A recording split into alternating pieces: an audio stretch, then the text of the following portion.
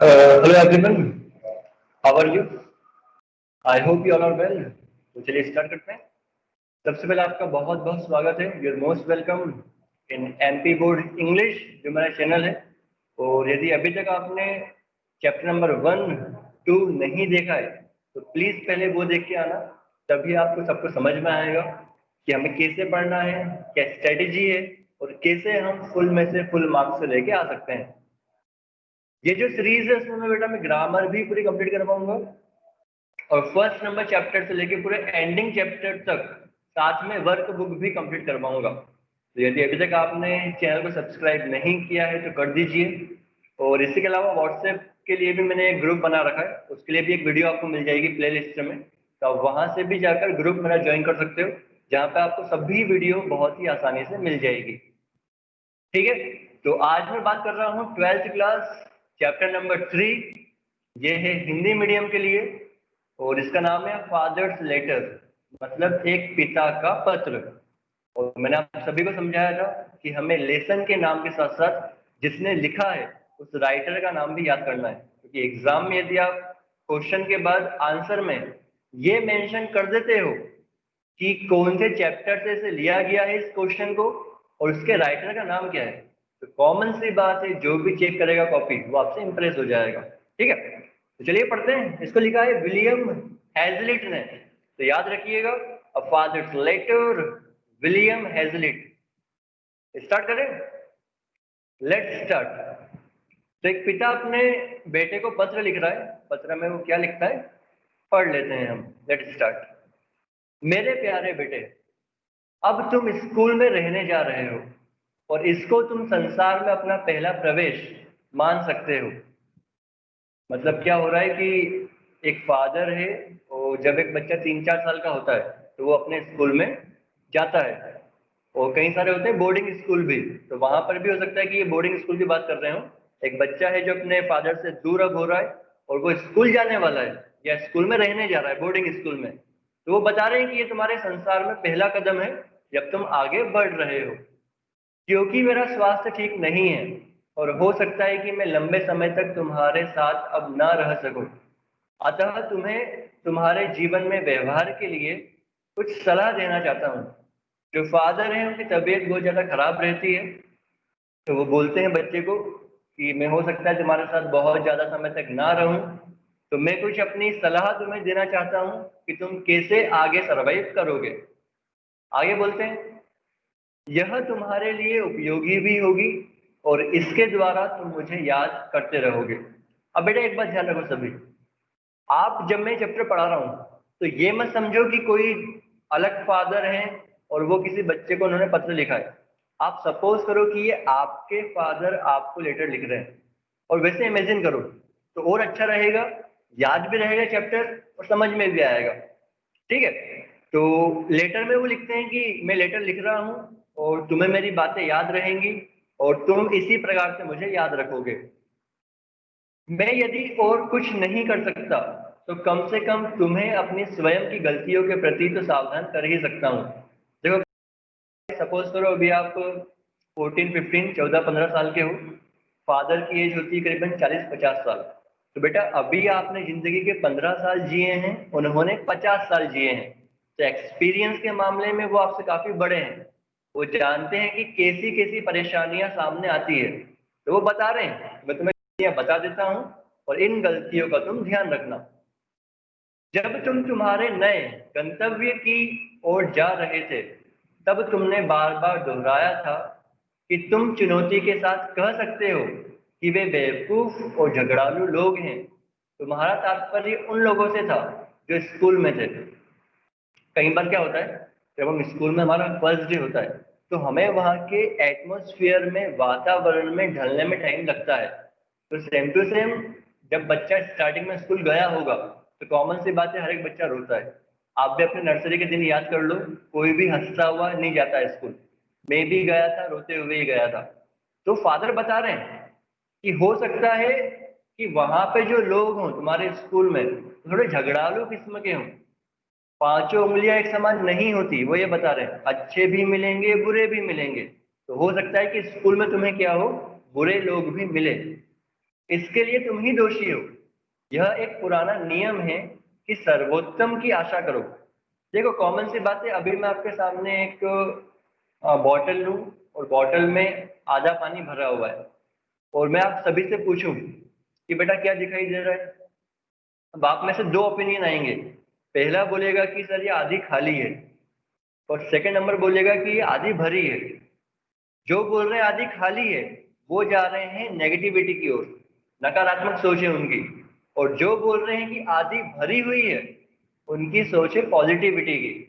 तो बेटा स्कूल में हो सकता है कि हमें कुछ ऐसे बच्चे भी मिले जो हमें परेशान करते हैं, कुछ ऐसे टीचर भी मिले जो अच्छा नहीं पढ़ाते हैं। ये हो गया नेगेटिविटी। बट पॉजिटिविटी क्या है, हमारे कुछ अच्छे दोस्त भी बनेंगे हमें कुछ अच्छे टीचर भी मिलेंगे जो हमेशा हमें सपोर्ट करेंगे। तो ये उसकी पॉजिटिविटी है। तो फादर बता रहे हैं कि हर एक सिक्के के दो पहलू होते हैं, अच्छा भी होता है बुरा भी होता है। यदि तुम बुरे को ही देख रहे हो तो ये फिर तुम्हारे लिए नेगेटिविटी है। इसका आगे वो बोलते हैं, मेरे प्रिय सदा यह विश्वास करो कि परिस्थितियां ठीक है जब तक तुम उन्हें इसके विपरीत पाओ, और तब भी उनके प्रति अपने मन में चिढ़ पैदा करने से अच्छा है कि तुम यदि उन्हें बदल नहीं सकते तो उनको सहन करने का जितना प्रयत्न कर सकते हो उतना करो। तो फादर वही बताते हैं, परेशानियां हमेशा आती है। अब परेशानियों में दो प्रकार के लोग होते हैं, एक तो उनसे टकरा के आगे निकल जाते हैं, जीत जाते हैं, डर के आगे जीत है। और एक वो होते हैं जो हार मान लेते हैं। अब वो तुम पे डिपेंड करता है कि तुम क्या चाहते हो। आप लड़के आगे जाना चाहते हो या फिर हार मान लेना चाहते हो, डिपेंड्स ऑन यू। तो फादर यही बता रहे हैं कि ट्राई तो करो। ट्राई करोगे तो हो सकता है कि सफल ना हो, बट सीखने को बहुत कुछ मिलेगा। तो कभी भी बेटा चिढ़ो मत, गुस्सा मत करो, क्योंकि आप जानते हो चिढ़ने से गुस्सा करने से एक फायदा मुझे बता दो, मैं करने लग जाऊंगा कल से। एक फायदा है क्या चिढ़ने का या फिर गुस्सा करने का? हो तो बताओ। हाँ, नुकसान है, हजारों करोड़ों नुकसान है। एक बात ध्यान रखना बेटा, जो काम काफी कूल माइंड से होता है, प्यार से होता है, वो कभी भी झगड़े से नहीं होता। ठीक है, आगे बढ़ते हैं। तुमने कहा था कि तुम जिस स्कूल में जा रहे हो वह तुम्हें पसंद नहीं आएगा। यह गलत था। कई बार क्या होता है, हम अपने मन में एक विचार कायम कर लेते हैं कि नहीं ये तो गलत ही होगा। जैसे हम एग्जाम देने जा रहे हैं, तो यदि आपने बेटा सोच लिया कि नहीं एग्जाम तो खराब ही जाएगी, तब आप कुछ भी कर लो वो खराब ही जाएगी। बी पॉजिटिव ऐसा कहा जाता है, हमेशा सकारात्मक रहो कि अच्छा ही होगा। अच्छा ही होगा सोचोगे। अच्छा, ऐसा कहा जाता है, भगवत गीता में भी लिखा हुआ है, जो चीज हम बार बार सोचते हैं दोहराते हैं, एक ना एक दिन वो होता ही है। तो प्लीज पॉजिटिव रहो और कभी भी ये मत सोचो कि नहीं गलत ही होगा। नहीं, जो होगा अच्छा होगा।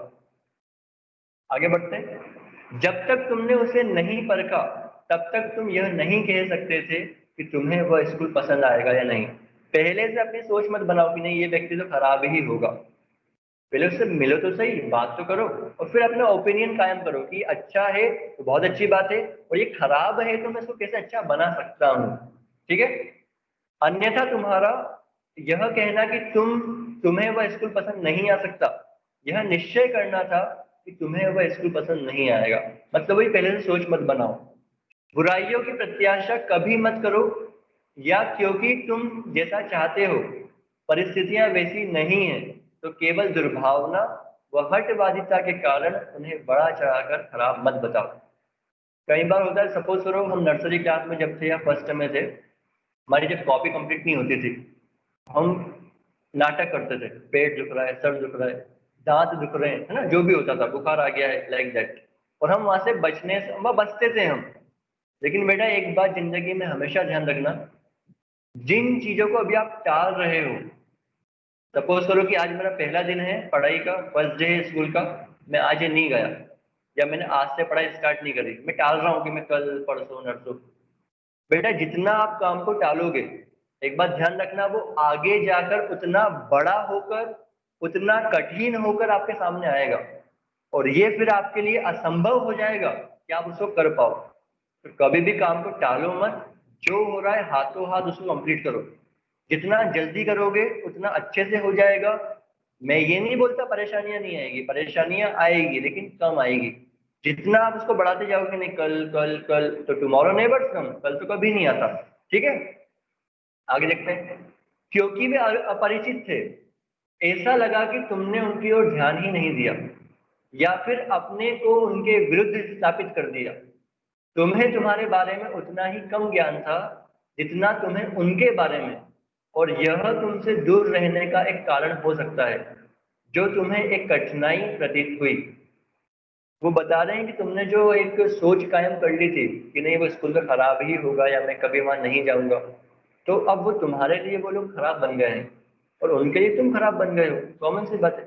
सपोज करो कि पेरेंट्स स्कूल में आके कंप्लेन करते हैं कि ये बच्चा स्कूल नहीं आता है, मस्ती करता है घर पर, तो अब तो जो सर मैडम है वो आपके प्रति क्या एक विचार कायम कर लेंगे। कॉमन सी बात है कि आप तो खराब ही हो। तो बेटा यदि आप दूसरों को खराब समझ रहे हो, तो हर एक जो भी रिएक्शन होता है, जो भी हम काम करते हैं, उसका एक अपोजिट रिएक्शन भी होता है। तो यदि आप किसी को खराब समझ रहे हो, तो वो भी आपको खराब ही समझेगा।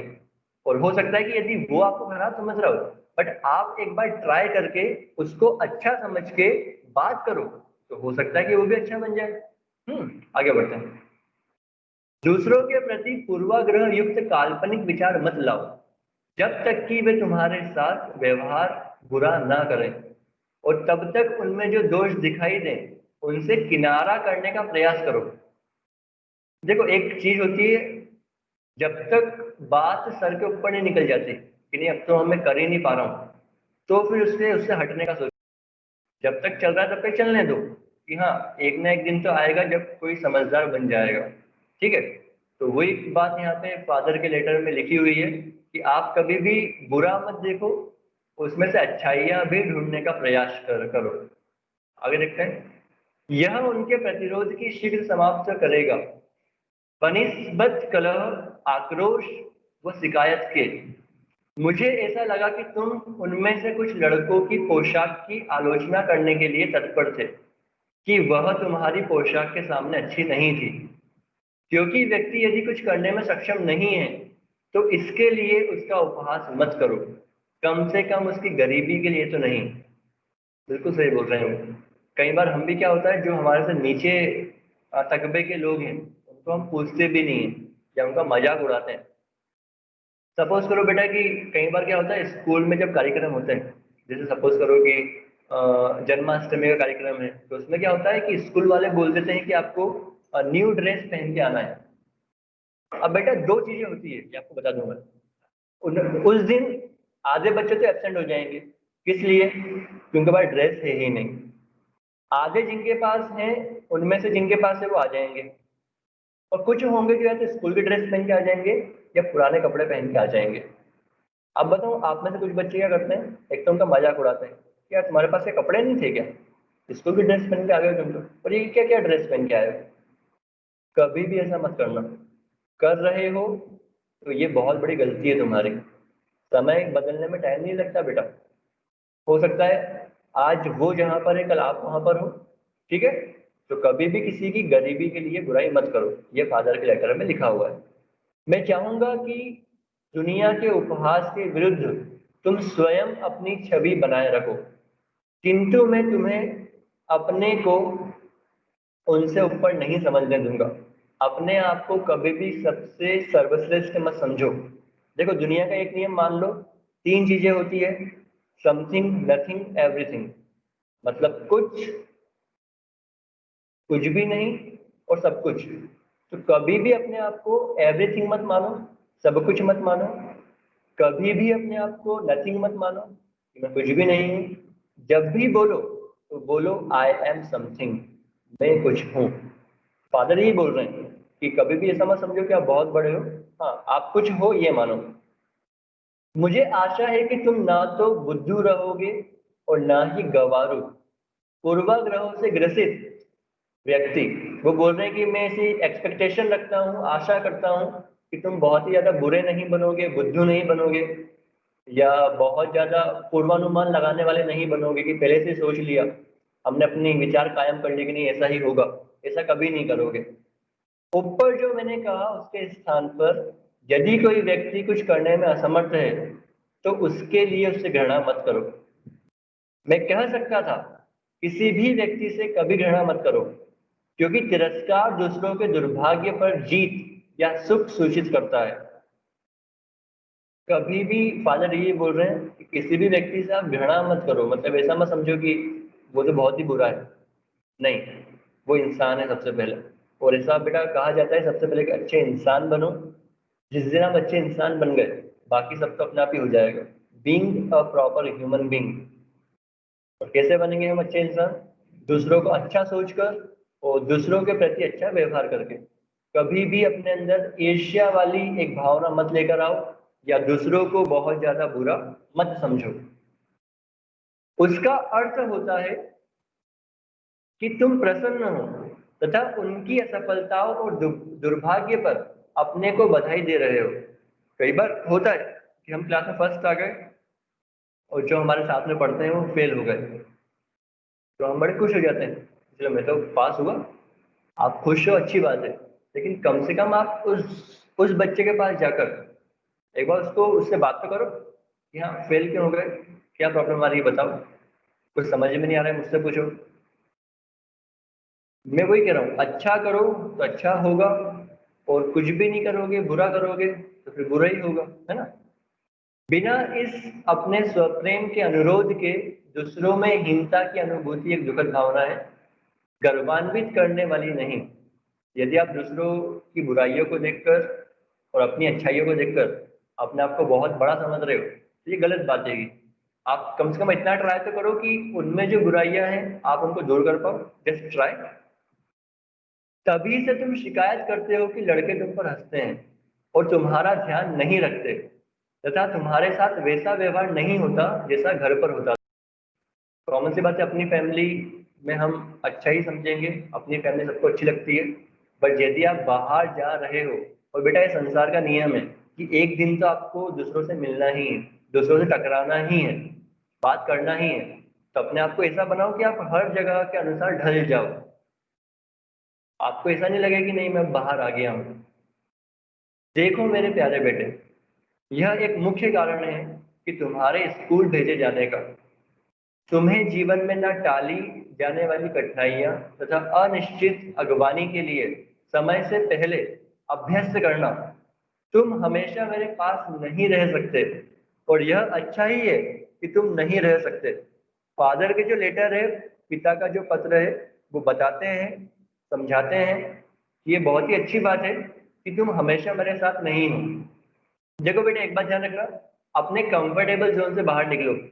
कंफर्टेबल जोन मतलब हमारा आरामदायक क्षेत्र, मतलब कुएं के मेंढक बन के मत रहो। कभी ना कभी मेंढक को बाहर आना ही पड़ता है। तो जब तक आप कंफर्टेबल जोन में रहोगे, what is the means of comfortable zone?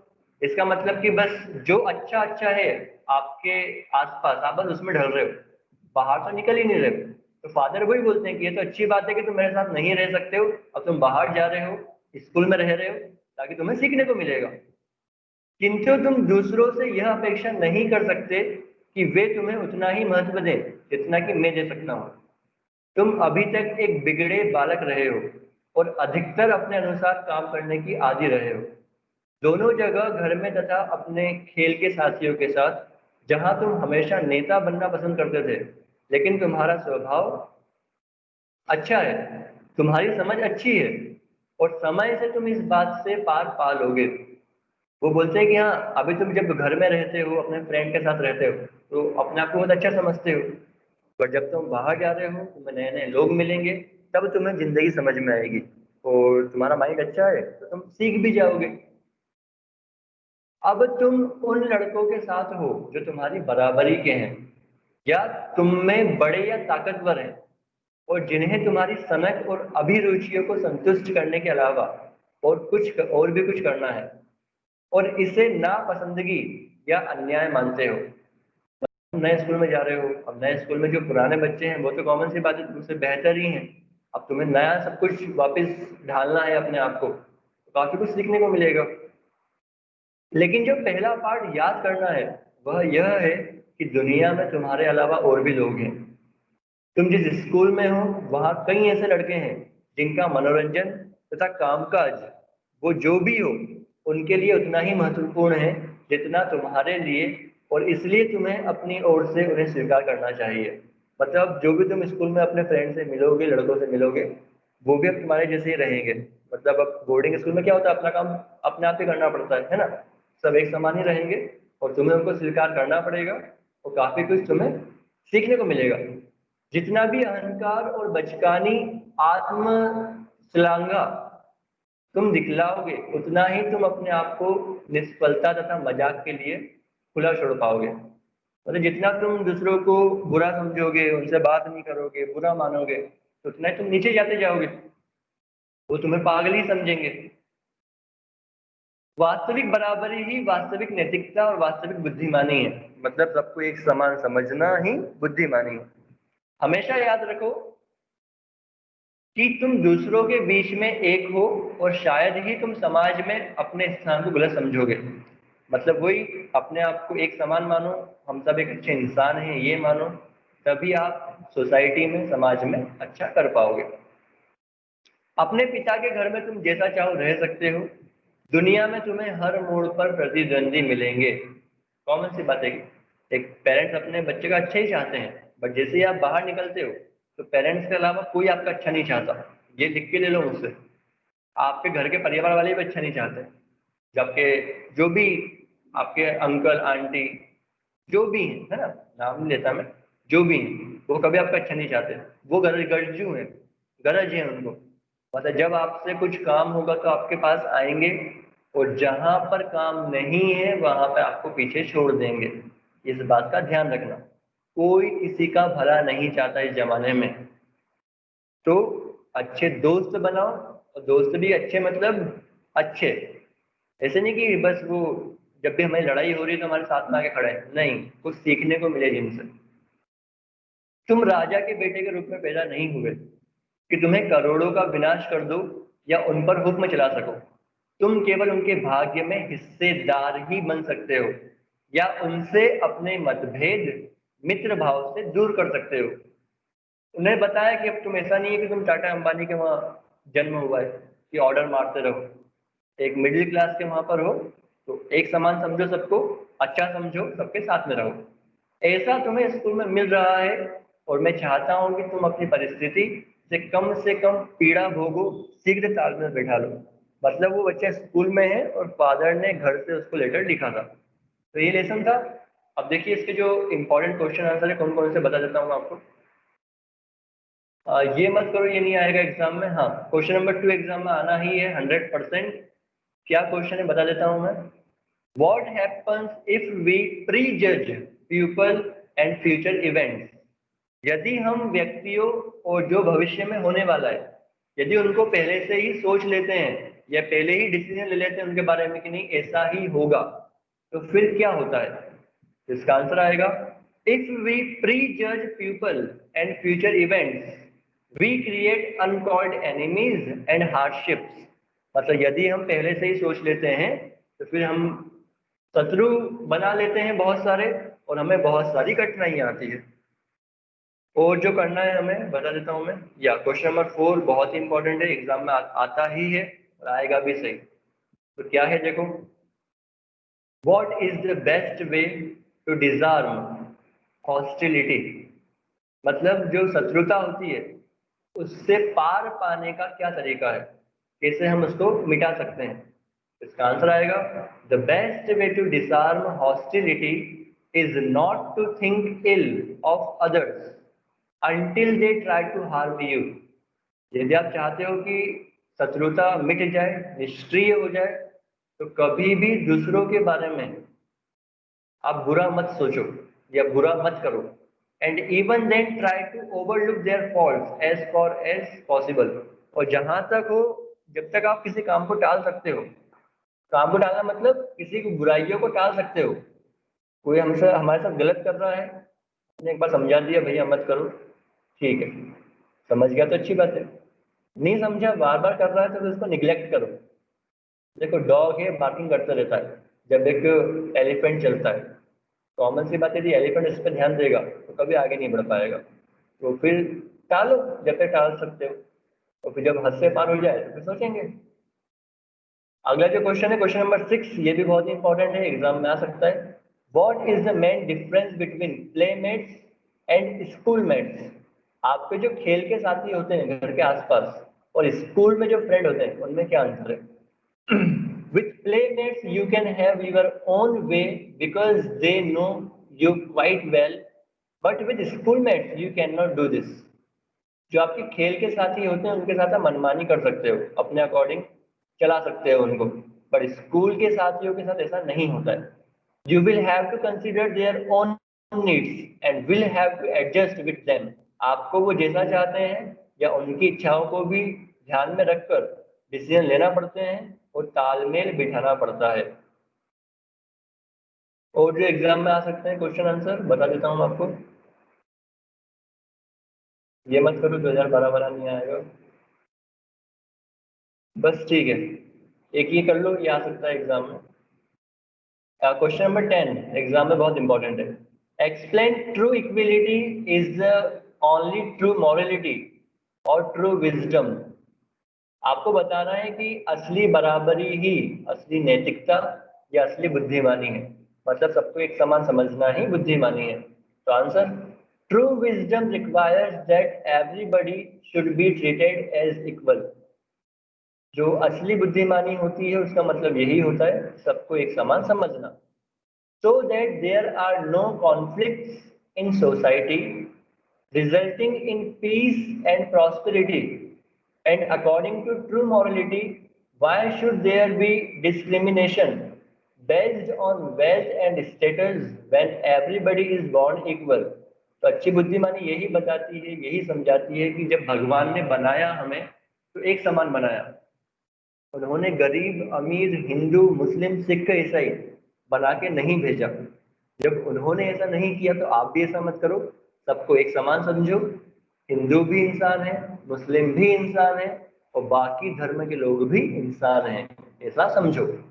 Thus it can be said that true equality is the only true morality and true wisdom.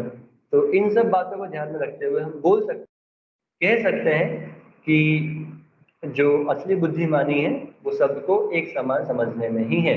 ठीक है, तो ये कर लेना। एक चीज और कि यदि आपको जो क्वेश्चन आंसर है जो एक पीडीएफ है, यदि आप चाहते हो कि आपको चाहिए ये पीडीएफ चाहिए पूरी की पूरी, तो मेरी प्ले लिस्ट में व्हाट्सएप ग्रुप का एक नंबर है, वहां पे जाके देख लेना, नंबर मिल जाएगा मेरा। और भी बहुत कुछ मिल जाएगा प्ले लिस्ट में आपको, ग्रामर वगैरह, नोटिस की ट्रिक क्या होती है, एप्लीकेशन, ऐसे वंडर ऑफ साइंस, बहुत कुछ मिल जाएगा आसानी वाला, है ना। तो वो प्ले लिस्ट में जाके देख लेना। और ये मेरा नंबर है 7746024566। इस नंबर पे मुझे व्हाट्सएप कर देना मैसेज, तो भी मैं क्या करूँगा, आपको एक पीडीएफ भेज दूंगा और अपने ग्रुप में भी जोड़ लूंगा। उस ग्रुप में बहुत सारी इंफॉर्मेशन आती रहती है एमपी बोर्ड की सबसे पहले। ठीक है, और कुछ चाहते हो कि मैं किसी और चीज़ पे वीडियो बनाऊं तो कमेंट करना, अच्छा लगे तो लाइक करना। तो एक बात ध्यान रखो, जब कोई हमारे लिए कुछ करता है तो फिर हमें उसकी प्रशंसा करना चाहिए। We must be praise. कभी भी सभी के सामने प्रशंसा करने में हिचको मत, तभी उसको अच्छा लगेगा। तो यदि अच्छा लगा हो तो कमेंट करना, लाइक करना। ओके, तो ये होता है हमारा lesson complete. Thank you very much. और चाहो कि मैं कुछ वीडियो और बनाऊं किसी पर्टिकुलर टॉपिक पर तो बोल देना। ठीक है, तो अपने फ्रेंड के साथ शेयर करना इसे, क्योंकि दूसरों की मदद करना बहुत जरूरी है। ओके, चलो बाय बाय, मिलते हैं next time. Thank you very much everyone.